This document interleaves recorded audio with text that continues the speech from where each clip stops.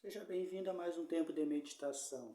E hoje vamos estar trazendo mais uma palavra para nós estarmos compartilhando com vocês. E hoje nós vamos estar comentando sobre andar com Deus.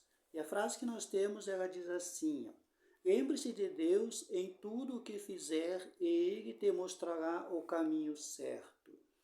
Então essa palavra ela é bem profunda, porque ela está falando que andar com Deus. Então a primeira coisa que nós precisamos entender é que tem duas formas do ser humano andar. Uma é andar com Deus e outra é andar sem Deus. E o que seria isso andar com Deus? É como essa frase está falando de nós colocarmos Deus em tudo em nossas vidas. Porque como eu tenho comentado muitas vezes em alguns vídeos, que isso faz toda a diferença. Porque Deus, Ele é o Criador de todas as coisas. E Ele é Senhor de todas as coisas e sabe de tudo. Ele sempre sabe o que é o melhor para nós. Ele sempre vai buscar nos dar o melhor.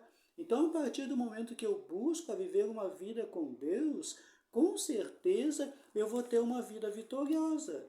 Agora, eu preciso fazer essa escolha de andar com Deus, porque muitas vezes nós queremos Deus, mas não queremos andar com Deus. Então, como seria isso? É que, na verdade, existem duas coisas. A maioria das vezes, nós queremos fazer a nossa própria vontade.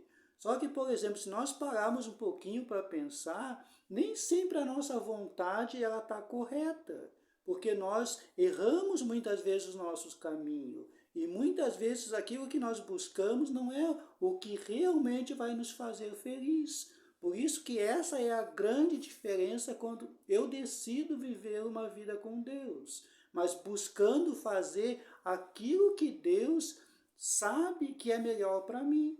Então, como que eu, como um ser humano, vou querer debater alguma coisa com Deus? É lógico que Deus sempre vai saber muito mais do que nós. Então, a partir do momento que eu busco viver uma vida com Deus, eu vou andar conforme a sua vontade, daquilo que Ele já tem programado para a minha vida. Agora, isso é uma escolha que eu preciso fazer.